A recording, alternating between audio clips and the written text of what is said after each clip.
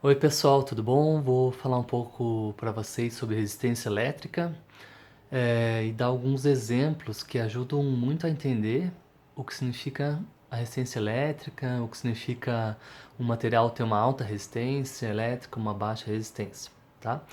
Então, o básico, né, de resistência elétrica é o quê? O que significa, né? Resistência elétrica é a propriedade de um material. Então, todos os materiais têm um número de resistência elétrica, alguns têm uma alta resistência elétrica e outros têm uma baixa resistência elétrica. Resistência ao quê, né? É uma palavra que pede um complemento. Então, o que significa? É a resistência à passagem do elétron. Então, o corpo, todo o corpo, uns mais, outros menos, resistem à passagem dos elétrons, resistem à corrente elétrica passar naquele corpo.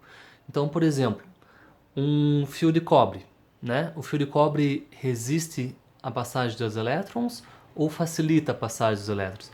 Ele resiste, na verdade não tem como falar que facilita, né? Ele resiste pouco à passagem do elétron. Por isso que o fio de cobre é bom para ser usado para você transmitir a corrente elétrica, né? Para ser usado na rede elétrica. Outro material, por exemplo,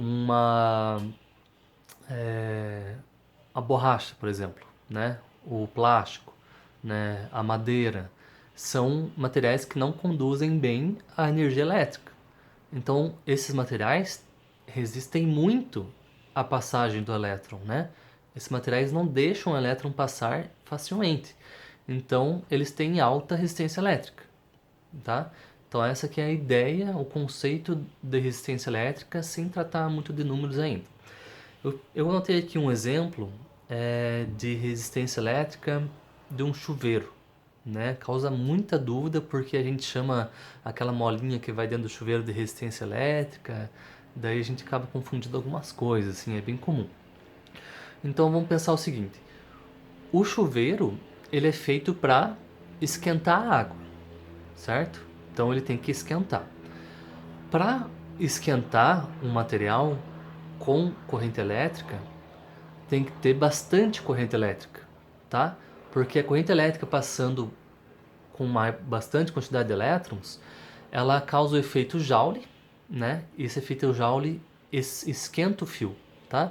Não vou entrar em detalhes do efeito Joule aqui, porque não é o foco desse vídeo.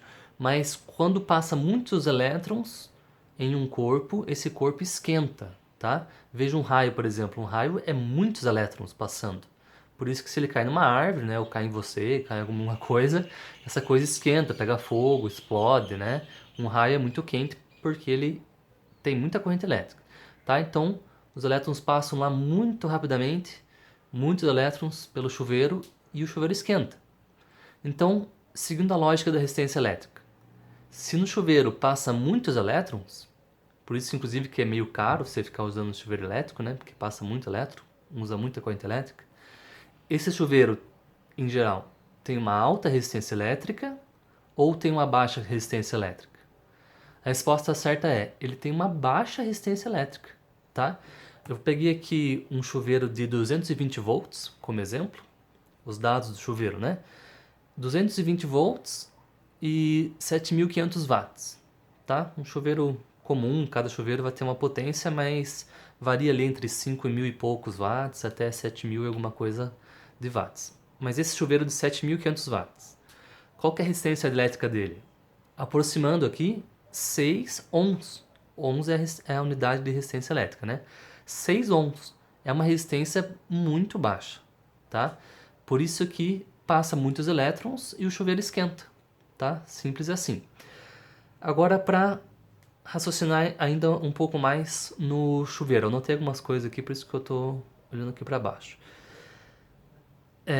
Vamos pegar aquele chuveiro bem simples que tem só a posição inverno e posição verão, para pensar. Posição inverno. Tem baixa resistência ou alta resistência?